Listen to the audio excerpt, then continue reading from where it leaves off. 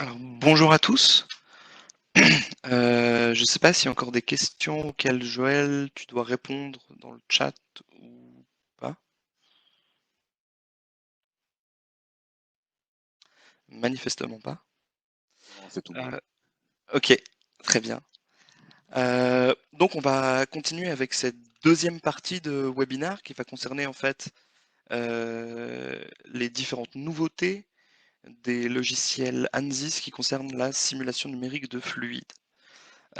Alors, comme l'a dit Joël en ce qui concerne la partie électromagnétique, l'idée est pas de présenter les outils fluides d'ANSYS pour ceux qui seraient peut-être pas utilisateurs, mais simplement de présenter les nouveautés en fait euh, de ces nouveaux produits qui sont venus dans la nouvelle version qui est parue, qui est sortie le 28 janvier dernier.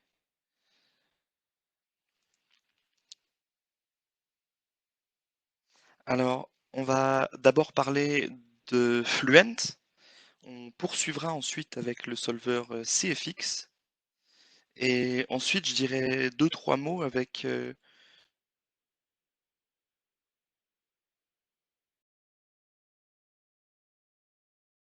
un mailleur qui est inclus directement dans SpaceClaim et pour lequel ANSYS a fait pas mal d'efforts en fait en ce qui concerne le maillage pour des simulations numériques de fluides. Donc Fluent, on va commencer avec la gestion des fichiers et le démarrage de Fluent. On a ici une nouveauté qui est, alors vous connaissiez l'ancien launcher de Fluent qui était plutôt rudimentaire mais qui fonctionnait bien. Maintenant, on a quelque chose qui est un peu plus étendu et qui va nous permettre en fait de choisir quel type de logiciel on veut lancer. Parce que Fluent, c'est autant on peut l'utiliser en maillage, autant on peut l'utiliser comme solver, et on a aussi des solutions pour calculer de la formation de glace, que ce soit dans des moteurs ou sur des ailes d'avion. Donc on a ces trois différents logiciels qu'on peut lancer depuis un seul launcher. Euh, on va effectivement pouvoir choisir des options qu'on avait déjà, typiquement si on fait du 2 ou 3D, et tous les réglages en fait relatifs à la session qu'on va lancer. Euh, alors dans Fluent, on a des... L'interface a un peu changé, surtout la partie graphique de l'interface, avec des nouveaux effets de rendering qui concernent en fait surtout les réflexions. Donc on a ici, on voit typiquement, hein, on a notre géométrie, ici on a une color map qui est affichée, et sur cette carte de couleur, en fait, elle est réfléchie sur un plan. On voit aussi la formation d'ombre sur le sol et une grille au sol. Ça aide en fait à mieux comprendre où on en est et dans quel sens on regarde la géométrie. C'est quelque chose de bien pratique pour si vous êtes nostalgique de l'ancienne fenêtre graphique, on peut aller dans les fichiers préférences et dans l'onglet graphique ici, on peut aller les activer ou désactiver. Euh, on a un peu à la manière de Discovery Live une nouvelle façon d'attribuer des conditions limites directement depuis l'interface graphique. Donc, en fait, dès qu'on va venir sélectionner une surface, on va voir ici en transparence une fenêtre qui va nous permettre de spécifier en fait les conditions limites relatives à la surface qui est sélectionnée. Donc ici, on a sélectionné deux inlets en vert, et donc on voit multi-edit, c'est-à-dire qu'on édite deux inlets en même temps, et on va simplement rentrer les données ici. Et sinon, concernant les formats de fichiers, il y a un changement assez important en fait, qui concerne le remplacement des traditionnels points case et points date, qui étaient les fichiers natifs de Fluent jusqu'à aujourd'hui, et en fait qui vont être remplacés par des points case H5 et des points date H5, qui est en fait un nouveau format de fichier qui permet surtout en fait de gérer des simulations beaucoup plus grandes avec beaucoup plus de cellules de maillage et avec des performances en écriture et en lecture qui sont grandement améliorées. Donc ça, c'était pour les différents updates en fait relatives à Fluent et son interface. Maintenant, si on parle des différents workflows de maillage dans Fluent, on a quelques nouveautés. Un reproche que j'ai d'ailleurs souvent entendu était que dans le Watertight Geometry Workflow de Fluent Meshing, on ne pouvait pas en fait choisir sur quelle surface on voulait délimiter des couches limites, donc un maillage de couches limites. C'est désormais possible, c'est-à-dire qu'on va pouvoir choisir vraiment individuellement toutes les surfaces sur lesquelles on veut un maillage de couches limites. Ce workflow, de manière générale, permet de grandement faciliter en fait la création de maillages pour la dynamique numérique des fluides. Et en particulier, ça nous permettra la création de maillages polyédriques et de maillages polyédriques avec un cœur hexaédrique extrêmement efficace. Dans ce Watertight Geometry Workflow, on va aussi pouvoir gérer des périodicités non symétriques désormais. Donc ça, c'est quelque chose qui va effectivement apparaître dans le Setup Periodic Boundaries, qui est une des tâches du workflow. Et donc on va pouvoir justement ajouter des phases d'influence, changer justement des conditions de bord non symétriques et périodiques.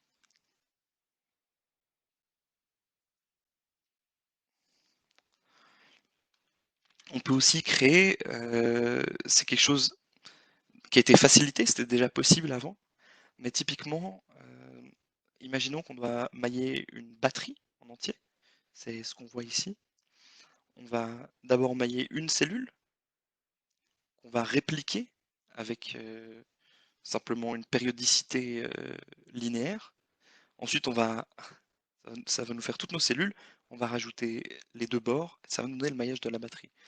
C'était quelque chose de beaucoup plus compliqué en fait avant, c'est-à-dire qu'il fallait utiliser des tâches qui étaient écrites en ligne de commande et il fallait en mettre, vous voyez, on en avait 7. Maintenant, on a quelque chose qui est beaucoup plus facile, c'est-à-dire qu'on n'en a plus que 2. Donc, c'est des petits bouts de code qui nous permettent de faire, d'adapter en fait le workflow du maillage à typiquement ici le maillage d'une batterie. Euh, à part le workflow watertight, c'est-à-dire de géométrie où le volume fluide est clairement délimité, on a le fault tolerant meshing qui nous permet en fait, qui est moins restrictif sur la géométrie. Donc il y a quelques mises à jour. En particulier, on va pouvoir importer de la géométrie comme on voit ici sur l'image. Avec, on va décocher l'option en fait. Part per body. On va pouvoir avoir directement un pattern, donc une répétition. Et on peut aussi traiter chaque objet de maillage de manière indépendante en activant l'option Part per Body. Donc ça, c'en était tout pour les workflows. Maintenant, si on va peut-être un peu plus en avant dans la modélisation de la physique, donc on a une nouveauté pas fracassante, mais qui va quand même changer pas mal de choses sur tous vos modèles. C'est-à-dire si l'option par défaut pour les modèles de turbulence va être K-oméga SST. Auparavant, on avait un modèle de turbulence qui était laminaire. Pourquoi? Parce qu'en fait, la plupart des écoulements sont turbulents. Et la plupart des écoulements qui nous intéressent dans l'industrie sont turbulents. Et pour éviter de faire des erreurs, ANSYS a décidé de mettre comme modèle par défaut le K-Omega SST, qui est, disons, un modèle de turbulence tout-terrain, règle générale.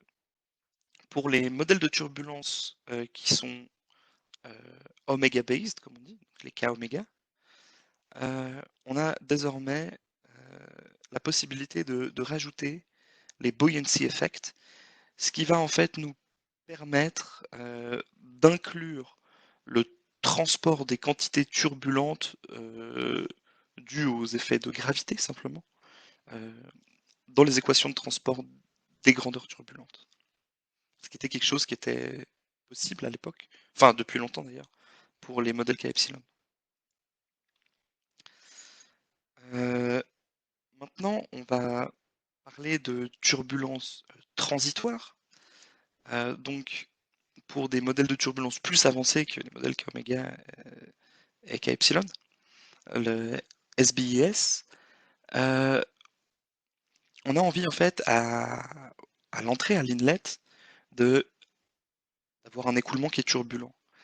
Comment on fait ça? On utilise du Volumetric Synthetic Turbulence qui va en fait nous générer de la turbulence à l'entrée en se basant sur des équations de Fourier.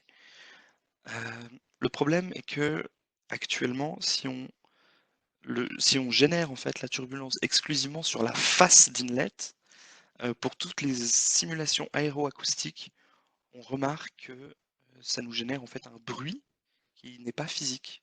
Et donc ça empêche d'utiliser cette fonctionnalité pour les simulations aéroacoustiques. La solution qui a été implémentée à ce problème est qu'en fait on va pas se baser sur la face d'inlet, mais sur un volume qui contient la face d'inlet. Et c'est dans ce volume qu'on va générer de la turbulence. Et donc, on va se baser effectivement sur un volume et on enlève en fait ce problème de bruit résiduel. Donc, ça nous permet d'utiliser ce modèle de turbulence pour des simulations aéroacoustiques. Concernant toute la mise en place de simulations multiphasiques, alors avant, en tout cas jusqu'à dans la version 2019 R3, on activait le modèle multiphase dans les modèles ici, et on devait aller naviguer dans en tout cas 3 fenêtres, comme on le montre ici. Donc ANSYS a regroupé en fait tous les réglages dans une seule fenêtre avec plusieurs tabulations, où on va définir les modèles, les phases, les interactions entre les phases, et quelque chose qu'il n'y avait pas avant, le Population Balance Model, qui va en fait nous permettre de calculer la densité de phases et les différentes tailles, par exemple des tailles de bulles, pour des phases dispersées modélisées en eulérien. Alors justement, on parlait ici d'écoulement multiphasique avec un modèle eulérien. ANSYS a implémenté un régime de transition, donc où on va justement avoir des bulles, c'est ce qu'on voit ici en fait. On va avoir des densités de bulles, typiquement dans un écoulement d'eau, où on a de l'eau et un peu de vapeur, puis ensuite on a un bubble flow, donc on a des bulles dans l'eau. Et on est pile à la transition en fait. On n'a pas que des bulles, mais on n'a pas que de l'eau non plus. Donc pour ce type de simulation, ANSYS a implémenté un nouveau modèle, qui est un modèle de transition, et qui va aussi nous permettre d'inclure les contributions turbulentes. C'est ce qu'on voit ici. Et si on revient juste au slide d'avant, pour boucler la boucle, voilà, dans le Population Balance Model, qui va nous permettre de prédire en fait la taille des bulles, on voit que c'est tout à fait fonctionnel avec ce nouveau modèle de transition. Un autre modèle multiphase qui est le Volume of Fluid, c'est quelque chose qu'on a amélioré. Donc désormais, ce qui est difficile dans ce type de simulation, c'est de traquer l'interface. Et afin de traquer l'interface, on va avoir besoin de raffiner le maillage de manière adaptative pendant la simulation. Quand on a ici une simulation transitoire. Et en fait, j'ai une petite vidéo qui montre ça, qui veut évidemment pas fonctionner. Donc on voit ici en fait le maillage qui s'adapte au fur et à mesure de la simulation et qui va nous permettre en fait de traquer avec précision cette interface. La nouveauté ici, c'est qu'on a plusieurs critères prédéfinis en fait de, pour traquer justement cette interface en se basant sur la solution. Et donc ici, on voit les critères prédéfinis, volume of fluid. Et ici, l'exemple que je vous montrais, c'est le volume of fluid to DPM advanced, qui va se baser en fait sur la position de l'interface et les minima et maxima qu'on a mis sur la taille des cellules.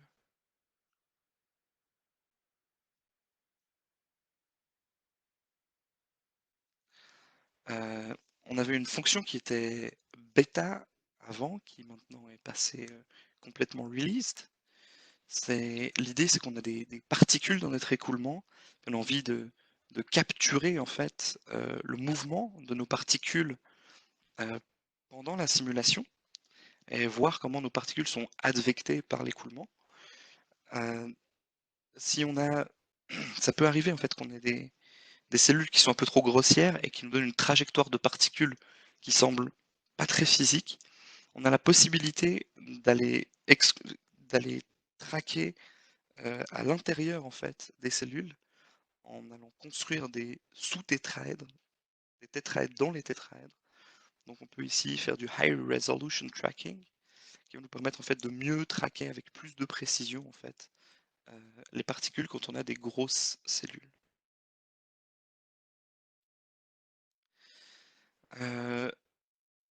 Alors les films lagrangiens, on peut désormais spécifier des conditions initiales, ce qui n'était pas possible avant. Donc on imagine qu'on a, c'est typiquement quelque chose qui est utilisé dans l'industrie des moteurs. On va brûler du carburant, on va avoir des particules résiduelles qui vont en fait se déposer sur les murs, qui vont former une sorte de fine couche sur les parois. Et donc, jusqu'à maintenant, si on voulait simuler ça, on ne pouvait pas initialiser la solution avec un film donné. Donc, on devait faire tourner la solution transitoire jusqu'à ce que le film se forme. Ensuite, on pouvait mesurer ce qu'on voulait ou regarder l'évolution de ce film. Désormais, on peut lui donner une hauteur, on peut dire donner le champ de vitesse à l'intérieur de ce film, donc en X, Y, Z, et ensuite, on va pouvoir simplement regarder l'évolution de ce film à partir de conditions initiales qu'on aura définies nous-mêmes. On peut avoir des films eulériens, où ici, on va simplement prendre garde au fait que l'épaisseur du film va être complètement liée au champ de vitesse à l'intérieur du film. Et donc on a un couplage extrêmement fort entre les deux. Et ce couplage-là, on va typiquement pouvoir le remarquer dans ce type d'écoulement qui sont... Il faut voir ça comme un film d'eau qui coule sur une plaque, simplement par effet de gravité. Et ici, on représente en fait l'épaisseur de film avec la carte de couleur. Puis on va voir en fait que plusieurs vagues vont se former, elles vont se rejoindre, ce qui correspond en fait à ce qu'on verrait dans la réalité. Et donc ici, on a une interaction extrêmement forte entre l'épaisseur du film et le champ de vitesse. C'est désormais quelque chose qu'on peut simuler précisément avec, donc de manière transitoire, avec ce couplage.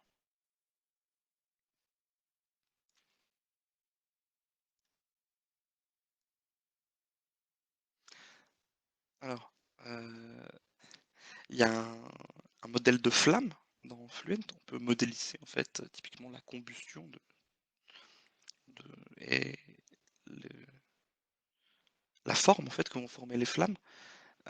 Par contre, jusqu'à maintenant, donc c'est extrêmement pratique et nécessaire quand on étudie par exemple des moteurs à combustion.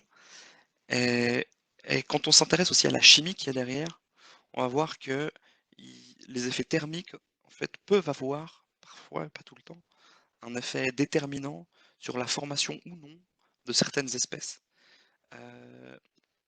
Donc maintenant, avec le Flamelet Generated Manifold, donc le modèle FGM avec Premixed Flamelets, on peut ajouter en fait les effets thermiques. Donc on n'est plus obligé d'avoir quelque chose d'adiabatique.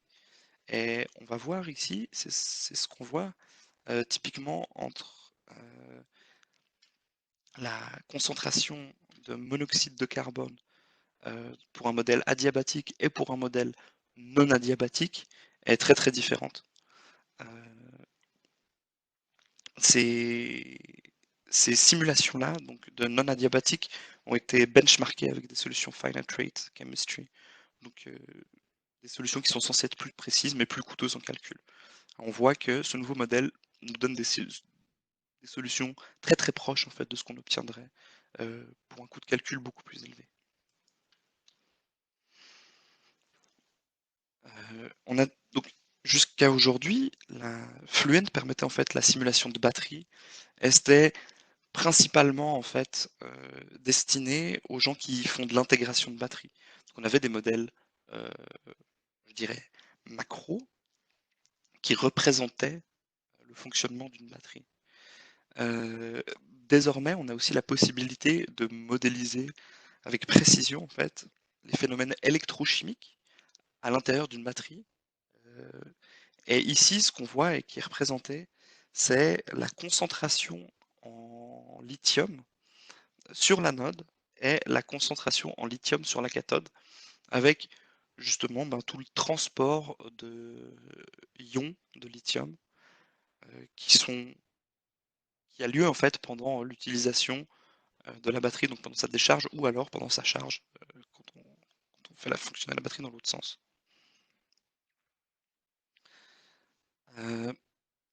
Sur les modèles de radiation, une nouveauté.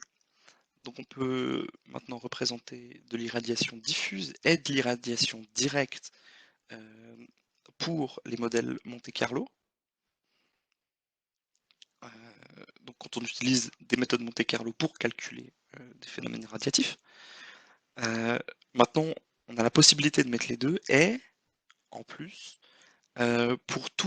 pour les sources directes, on a la possibilité en fait d'utiliser de spécifier une direction normale à la paroi en désactivant ici l'irradiation parallèle au rayon.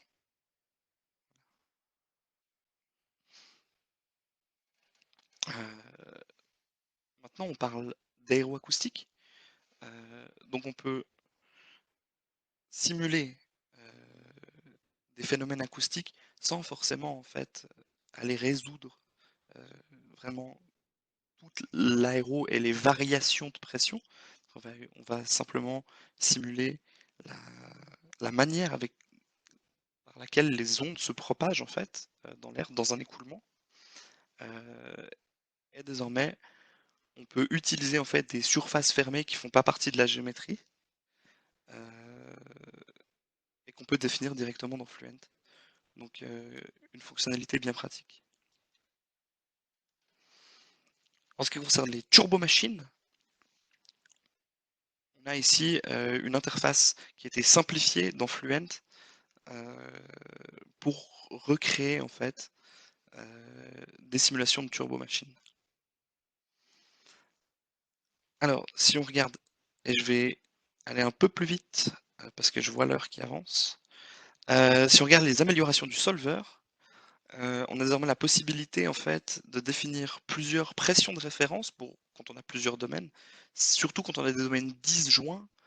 C'est quelque chose d'extrêmement pratique et ça nous permet en fait de justement avoir des pressions de référence différentes suivant l'endroit dans l'écoulement et suivant les régions. Ça va nous permettre d'être évidemment un peu plus précis en fait, sachant qu'on aura peut-être un offset entre la pression qu'on veut calculer et puis la pression de référence qui pourrait être trop grand.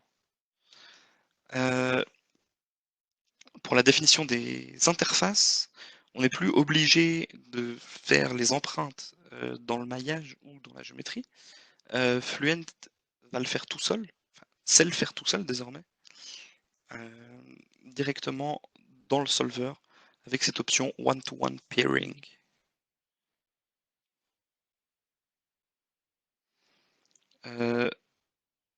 Concernant le maillage et la création d'interfaces, il y a une nouveauté qui va nous permettre en fait de définir, quand on a des conditions de bord périodiques, des interfaces conformes ou non conformes, où on peut lui demander de décider tout seul comment en fait il va créer ces interfaces de maillage. Donc voilà, c'est ce qu'on voit dans l'interface graphique. Et concernant le overset meshing, on a désormais un solver qui a été grandement amélioré en termes de performance et surtout d'utilisation de mémoire quand on utilise des gros modèles, avec quelque chose pour des simulations compliquées qui était très problématique, c'est qu'on pouvait pas du tout avoir en fait d'interface non conforme dans le maillage. Désormais, c'est possible tant que nos interfaces non conformes n'interfèrent pas en fait avec les régions d'overset. On a aussi un support plus élargi concernant les modèles de transition de turbulence pour les maillages overset. Donc si on regarde désormais le post-processing, on a la possibilité de créer directement les surfaces en fait sur lesquelles on veut regarder dans l'interface graphique en faisant un clic droit, color by, et puis temperature ou ce qu'on veut, un peu à la manière de CFD Post, ce qui est pratique et facilite grandement en fait la création d'images assez rapidement dans le post-processing. On a aussi un nouvel outil pour créer des plans. C'était assez compliqué en fait, de créer des plans dans Fluent pour le post-processing. Donc maintenant on a une interface graphique qui est un peu plus intuitive, où on a cette espèce d'encre ici que vous reconnaissez pour en tout cas ceux qui utilisent Baseclaim. C'est exactement la même. Donc on peut venir tourner le plan directement dans l'interface graphique pour le mettre exactement où on veut.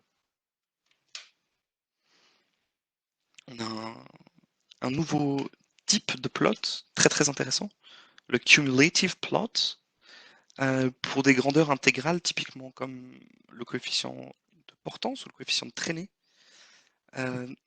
Ici, on va pouvoir le plotter par rapport à une abscisse curviligne, qui va être typiquement la direction X. Et ici, on voit, ce qu'on voit sur ce graphique, c'est que la zone qui contribue le plus au coefficient de traînée est évidemment ici la zone du nez du profil, et que derrière, en fait, on a une contribution qui est plus faible. On retrouve une contribution extrêmement forte ici sur l'arrière du profil. Donc ça nous permet de mieux comprendre en fait quelle région contribue le plus à la portance ou à la traînée ou au coefficient de moment, etc.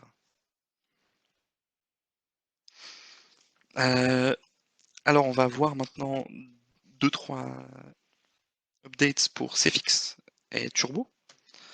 Donc les analyses harmoniques pour des écoulements périodiques ont été boostées, je dirais. Donc on a maintenant une performance qui est beaucoup plus grande en fait avec la nouvelle version de CFX, avec un speed-up de 2 à 3 fois pour ce type de simulation. Typiquement, quand ici on a des analyses harmoniques, on a différentes fréquences qui pourraient nous intéresser. Typiquement, on a la fréquence de résonance ici, entre les veins et les aubes, ou alors avec le casing. Donc on va voir plusieurs fréquences de résonance qui nous intéressent. On peut les inclure dans notre analyse harmonique et mettre plusieurs fréquences fondamentales.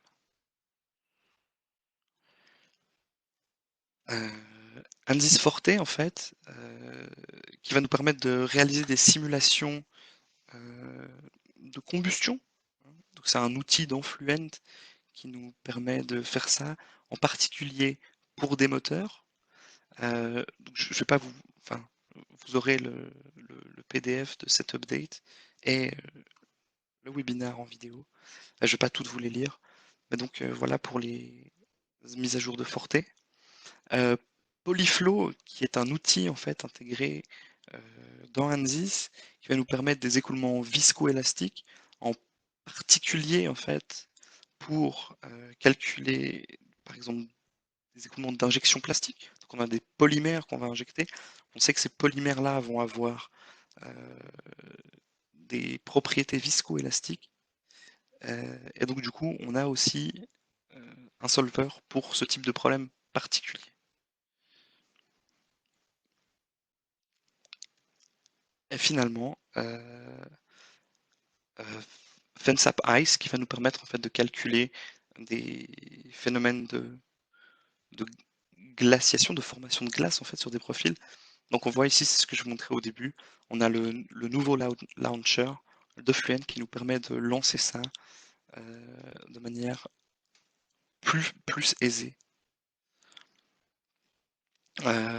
Et aussi une manière de remailler en fait des surfaces pour avoir quelque chose de plus robuste et de plus performant. Je vous avais promis qu'on allait parler de Space Claim. Donc Space Claim permet en fait de faire du maillage hexaédrique, un peu à la manière de ce qui se faisait dans ICM-CFD. Donc pour la version 2019, c'était quelque chose qui était principalement dirigé pour les gens qui faisaient de la mécanique du solide. Et dans cette nouvelle version, Andis essayait de pousser en fait ces développements-là afin d'adapter cet outil pour de la simulation numérique de fluide.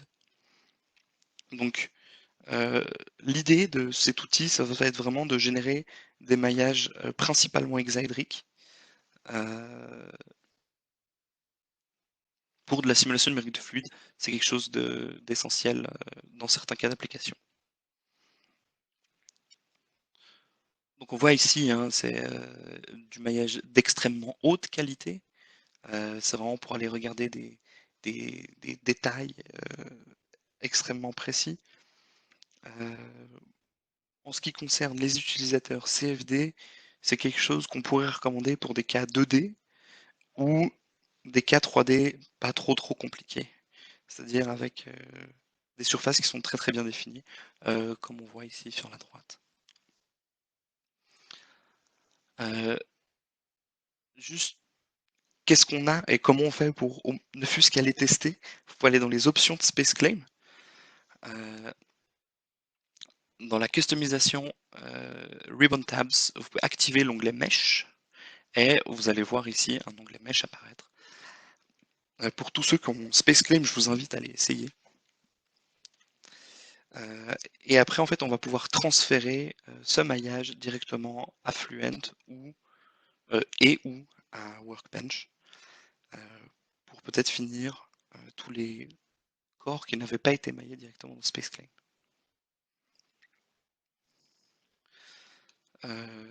On voit ici des maillages semi-structurés. Donc on voit une partie structurée, une partie non structurée. Et on va essayer en fait de faire du découpage des surfaces, donc du blocking en fait, pour le rendre complètement structuré. Donc c'est ce qu'on voit ici, les différentes options, semi-structuré et complètement structuré. Voilà, j'en ai